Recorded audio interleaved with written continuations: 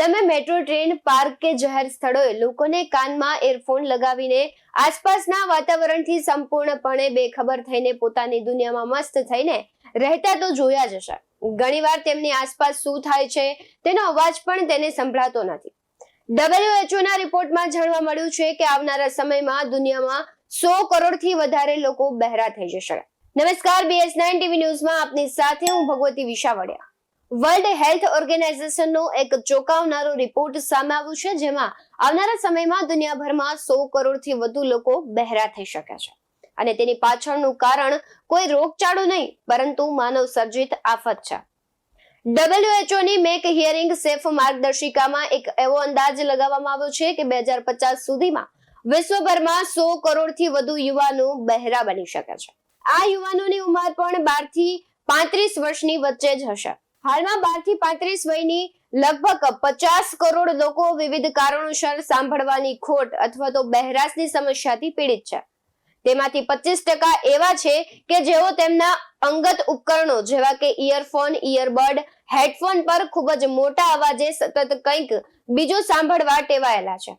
જ્યારે લગભગ 50% લોકો એવા છે કે જેઓ મનોરંજનના સ્થળો, club, discotheque, cinema, fitness class, bar અથવા અન્ય જાહેર સ્થળો પર લાંબા સમય સુધી મોટેથી સંગીત વગાડતા રહે છે.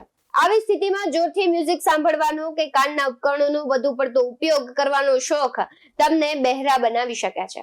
હવે જાણીએ કે કેટલું વોલ્યુમ સેફ મનાય છે.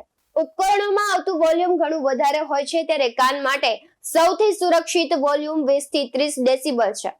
આ તે વોલ્યુમ છે જેમાં બે લોકો સામાન્ય રીતે બેસીને શાંતિથી વાત કરે છે. વધુ પડતા અવાજના સતત સંપર્કમાં રહેવાથી કાનની સંવેદનાત્મક કોષોને નુકસાન થાય છે. સામાન્ય રીતે પર્સનલ ડિવાઇસોમાં વોલ્યુમનું સ્તર 75 ડેસિબલ થી 136 ડેસિબલ હોય છે.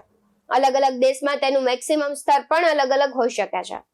જો કે યુઝર્સે પોતાના ડિવાઇસનું વોઇસ 75 થી 105 ડેસિબલ્સ વચ્ચેનું રાખવું જોઈએ અને તેને મર્યાદિત સમય માટે જ ઉપયોગમાં પણ લેવું જોઈએ. તેનાથી ઉપર જવા પર કાનને ખતરો થઈ શકે છે. જોરદાર અવાજોના સતત લાંબા સમય સુધી સંપર્કમાં રહેવાને કારણે ઉચ્ચ આવર્તન જ્ઞાનતંતુઓને નુકસાન થાય છે. તે ઉલટાવી શકાય તેવું નથી, ત્યારે તેને મટાડવા માટે કોઈ સર્જરી કે ન તો કોઈ દવા છે. તેથી બહેરાશ માટે નિવારણ માટે કોઈ પણ જાતનો ઉપચાર નથી. સૌથી ખરાબ વાત તો એ છે કે ઉપકરણોના ઉપયોગથી થતી બહેરાશ ક્યારેય મટી નથી શકતી અને જોરદાર અવાજોના સતત અને લાંબા સમય સુધી સંપર્કમાં રહેવાને કારણે ઉચ્ચ આવર્તનના જે જ્ઞાનતંતુઓ છે તેને નુકસાન થાય છે. આવા જ વધુ અહેવાલો સાથે ફરી મળતા રહીશું. તમે અમારી YouTube ચેનલને સબસ્ક્રાઇબ કરવાનું, અમને Facebook અને Instagram પર ફોલો કરવાનું ભૂલશો નહીં. બાકી નવી અપડેટ્સ મેળવવા માટે આપ જોતા રહો BS9 TV ન્યૂઝ. નમસ્કાર.